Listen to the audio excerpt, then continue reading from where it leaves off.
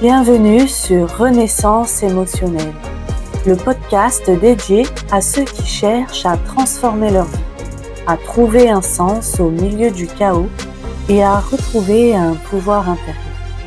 Je suis Émilie Monté, neuropraticienne de la Scamden et entrepreneur dans le monde du bien-être émotionnel. Aujourd'hui, on se retrouve dans cet épisode et j'ai envie de te partager quelque chose qui m'a profondément touchée. Dans mon groupe WhatsApp, j'ai partagé une question d'introspection. Quelle qualité t'a toujours accompagné, même dans les périodes difficiles, et comment tu peux venir la nourrir?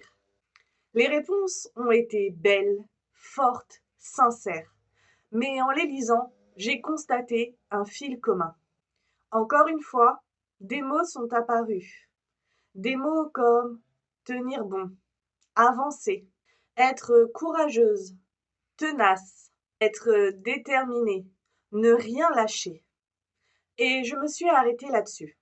Non pour juger, non pour corriger, mais pour regarder ce que ça raconte vraiment. Parce que ces mots, aussi admirables soient-ils, ne parlent pas vraiment de qui tu es à l'intérieur de toi. Ils parlent de ce que tu as dû devenir pour survivre. Quand tu dis « j'ai toujours été courageuse » ou « j'ai toujours tenu bon », souvent, ce que tu dis en réalité, c'est « je n'avais pas le choix ». Le courage, la ténacité, la détermination. Dans beaucoup d'histoires de vie, ce ne sont pas des élans naturels. Ce sont des réponses adaptatives, des mécanismes intelligents, utiles, nécessaires à un moment donné, mais pas forcément des traits de caractère choisis. Ton système nerveux a appris très tôt que s'arrêter, c'est dangereux. Lâcher, c'était risqué. Sentir, c'était trop. Demander de l'aide, c'était impossible. Alors tu as développé une force extérieure, une armure, une capacité à tenir coûte que coûte. Et je vais être très claire ici, ce n'est pas un défaut, ce n'est pas quelque chose à renier. Bien évidemment que c'est quelque chose à valoriser et à mettre en avant.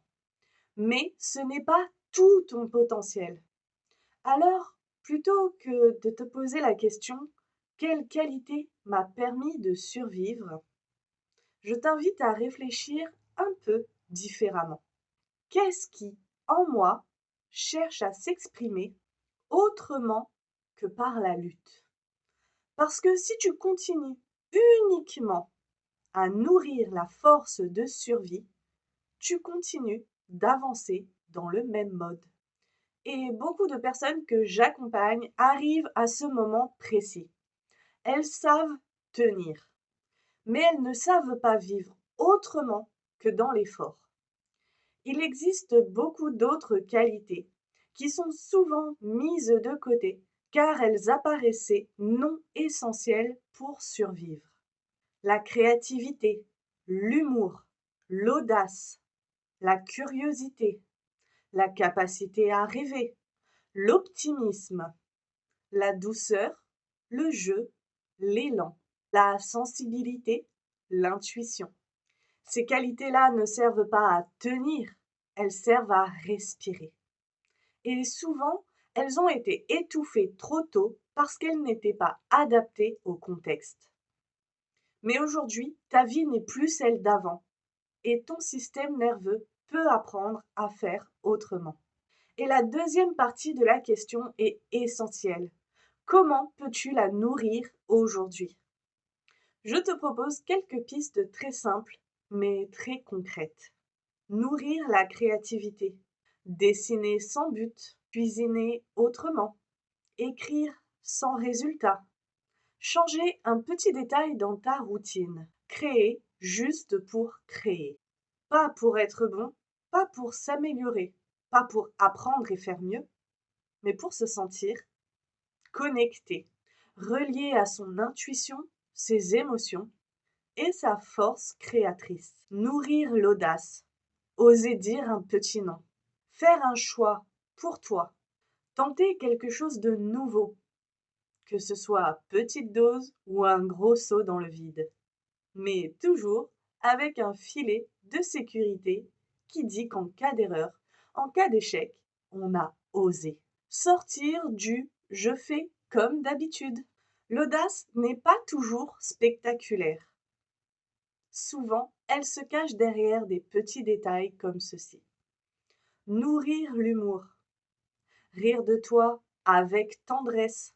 Désamorcer avec intelligence. Regarder tes mécanismes avec un pas de côté. L'humour, c'est un régulateur émotionnel très puissant. Nourrir l'optimisme réaliste. Noter ce qui va bien, ce pourquoi on est reconnaissant. Même des petites choses. Admirer ce qu'on apprécie autour de soi. Un coucher de soleil, la chaleur de ces derniers jours, alors que nous sommes bientôt en hiver. Ce moment passé avec cette amie si précieuse. Ce plaid tout doux qui vient nous réconforter le soir. Reconnaître ce qui a déjà changé en toi et autour de toi. Te parler comme à quelqu'un que tu aimes. Ce n'est jamais renier la réalité, c'est élargir le champ. Tu n'as pas besoin de devenir plus forte. Ça, tu sais déjà le faire. Tu as besoin d'apprendre à être puissante, de l'intérieur, sans te contracter, sans forcer, sans t'oublier. La puissance, ce n'est pas tenir, c'est choisir, c'est attirer, c'est t'ouvrir à d'autres possibilités. Et ça s'apprend, doucement, en sécurité et à ton rythme. Alors, si tu écoutes cet épisode et que tu te reconnais dans ces qualités de force, je t'invite à te poser la question suivante, tranquillement et sans pression. Et si je n'avais plus besoin de survivre, quelle part de moi aurait le droit d'exister? Tu n'as rien à enlever, rien à corriger, rien à forcer. Tu as simplement à ajouter de l'espace, de la respiration, de la puissance intérieure. Et si tu sens que tu as envie d'aller plus loin dans ce passage, de clôturer 2025 avec conscience, de déposer ce que tu as porté et de créer une année 2026 inspirée et inspirante en lien avec qui tu deviens, je t'invite à rejoindre mon workshop en visioconférence le samedi 10 janvier. Une après-midi pour faire le bilan autrement, libérer les mécanismes de survie et poser les bases d'une année plus juste, plus vivante, plus puissante. Toutes les informations sont en description. Prends ce qui résonne, laisse infuser le reste. Ton inconscient, lui, sait déjà. Et comme toujours, je t'invite à partager tes ressentis en commentaire ce podcast à quelqu'un qui en a besoin. Et si tu souhaites me soutenir, pense à mettre un like et à t'abonner. À très bientôt pour un nouvel épisode.